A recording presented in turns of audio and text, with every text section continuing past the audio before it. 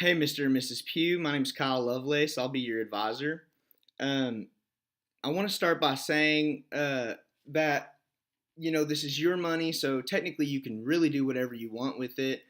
These recommendations are just based off of what I analyzed from what you gave me. And if you like my plan, then you should follow it as closely as possible. But then again, it's up to you. Um, Basically, what I did was I laid out some information saying where we are now. Looking at that, we can see what we need to work on and use that as kind of a segue into how we can improve those things. And so from there, I want to talk about where we stand now. With the life cycle, there's three phases of the financial life cycle. Um, you really fall into the first two phases. The first phase is the asset accumulation phase. You guys have done a really good job of that so far. You have a ton of assets, which is good or bad. We'll go into that later. Um, but moving on to the second phase, it's called the conservation slash risk management phase. What this phase is you're kind of starting to prepare for your retirement and other risks such as illness, disability, stuff like that. So, what we want to do in this phase is we really want to start tackling our debt and building our retirement. Now, the first thing I did was I provided some financial statements, and you can look at the first one under Table 1 in the Graphs and Tables appendix. It's called the monthly income statement. Basically, what that is just a monthly budget showing you what you earn versus what you spend each month. And it gives you a net income, which is basically what you have left over. And I go into a little bit more detail in the analysis. Next, we have the balance sheet, just kind of lays out what you have versus what you owe. And we really just use the balance sheet for a lot of these graphs, which we can move on to now. First graph I want to talk about is titled Graph 2, and it is named Assets. Basically, what this is it shows how your assets are distributed, like what kind of assets you have and how they're distributed to the total assets that you have. So we have three kinds: cash equivalents, personal assets, and investment assets.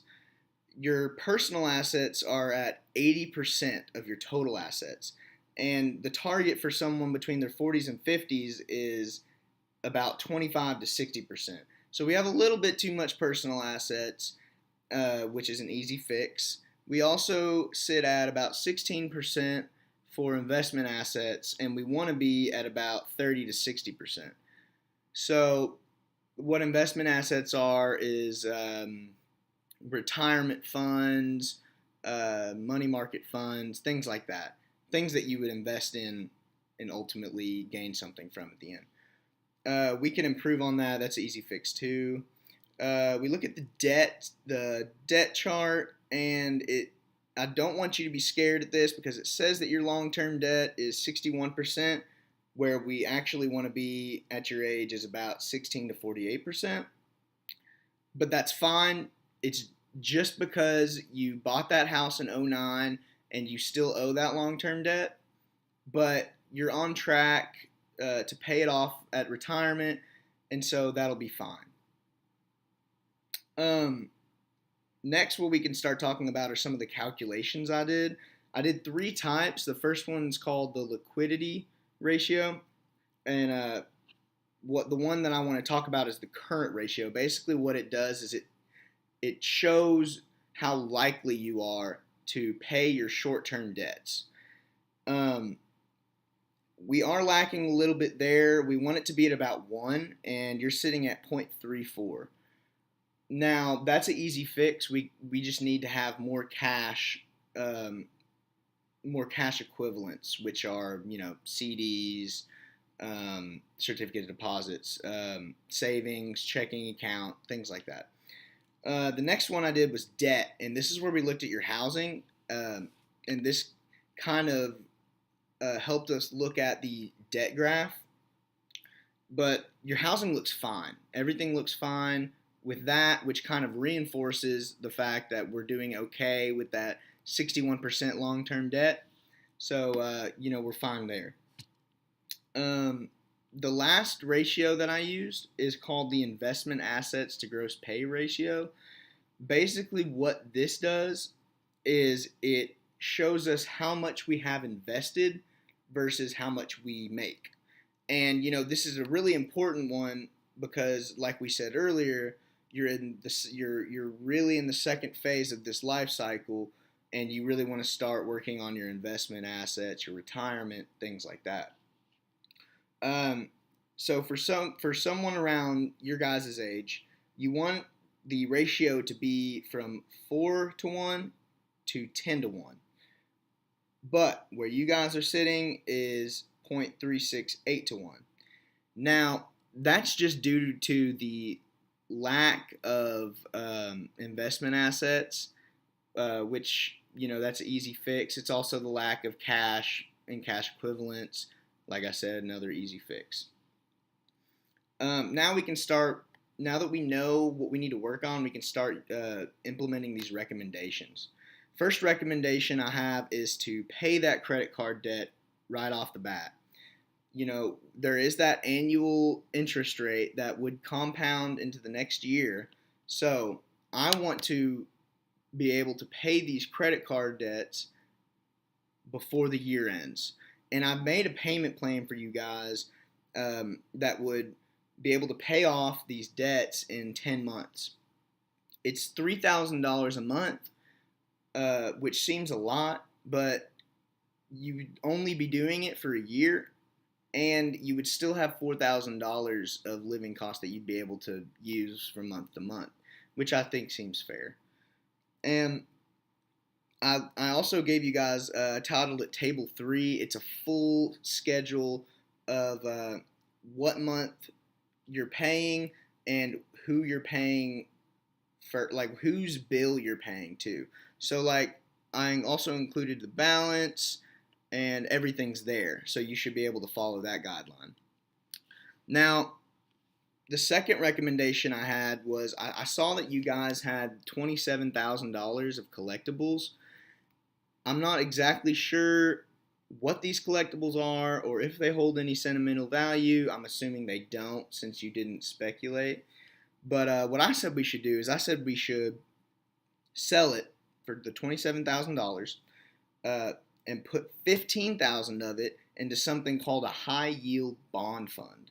Basically, what that is just a bunch of bonds in a fund, and they're low risk, and you'd be able to turn that 15,000 into $51,000 whenever you retire, and we can save that money for travel expenses later in the future. This would lower your personal assets too. We talked about how we had too many personal assets. This would lower that, so it would make it more of a healthy asset ratio or asset allocation. But there is a remaining $12,000 from that 27,000 that I said you should put into a Capital One 5-year certificate of deposit. These yield at 3.10%. I'm not sure if that's relevant to you, but it would basically turn the $12,000 into about $14,000 after 5 years, which doesn't seem like much, but you could keep reinvesting this into the same fund, and it would end up being quite a bit. But I feel like the best thing about this is that, you could really use it as an emergency fund. So emergencies happen out of nowhere. I mean, things happen at the worst times, it seems like, and it's just really nice to be able to have something like this to be able to cover those expenses. And the best thing about a CD is that they're very, very easy and pretty quick to convert into cash. So, it makes great for an emergency fund. And that would improve a lot of your ratios that have to deal with having cash. Like your current ratio would improve a lot. your liquidity, your debt ratio, your investment assets ratio would improve. So this would improve a lot of those metrics and make a healthier financial plan. Third thing I want to talk about is retirement. Bill, I noticed that the credit union offers a $1 match up to 4% of your salary. I would definitely take advantage of this because this would almost double your retirement money. Um, Now, moving on from that, Bill, you had two options of retirement through ASU. The first one has a little bit more money, um, but the second one I feel like is a better option. It pays about $28,000 per year. But in the first option, the payments stop whenever you pass away, Bill. So we wouldn't be able to fulfill that goal that you had of Terri receiving care whenever you pass. In the second option, however, you still receive the payments until both of you pass away. So I feel like that would be your better option for achieving that goal. Um, the next thing I want to talk about is moving. So you guys said that whenever you retired, you wanted to move to Eastern Tennessee up in the mountains. Uh, well, those houses average about $90 to $105 per square foot. And you said you wanted about 1,000 square foot cabin. So we'll highball it and say that the house would be about $105,000, or the cabin. Your house right now has a market value of $155,000. So what we could do is we could sell the house and we could buy that cabin outright in cash. That way we wouldn't accumulate any debt, wouldn't have to worry about any more debt. And then you would also have a remaining $50,000. Now with that, I said that we should put $30,000 of it to the ASU scholarship. As you said, you wanted at least $25,000 for the travel scholarship, so we can go ahead and take care of that, cross that out. And we can use the additional $20,000 for travel money. Now, moving on to the travel. So, as of right now, after you cash out that bond, we'll have about $71,290, including the $20,000 from the sale of the house. And I found some average costs for international and domestic travel, and I calculated that you'd be able to have 3 domestic and 1 international trip every year for 14 years just off that money.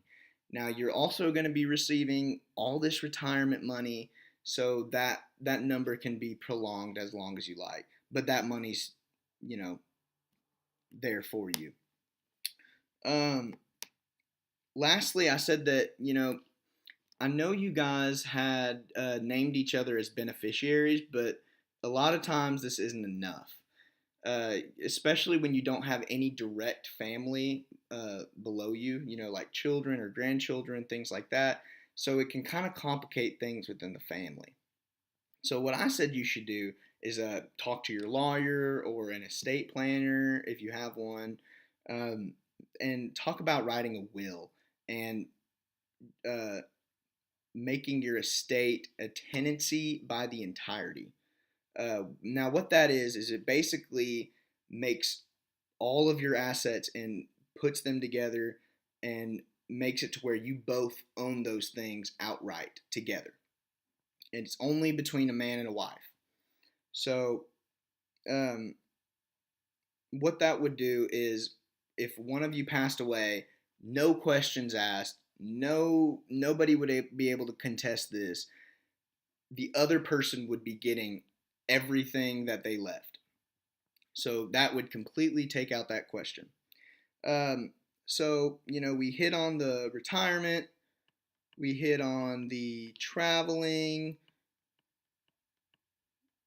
we hit on the move, we hit on the cabin,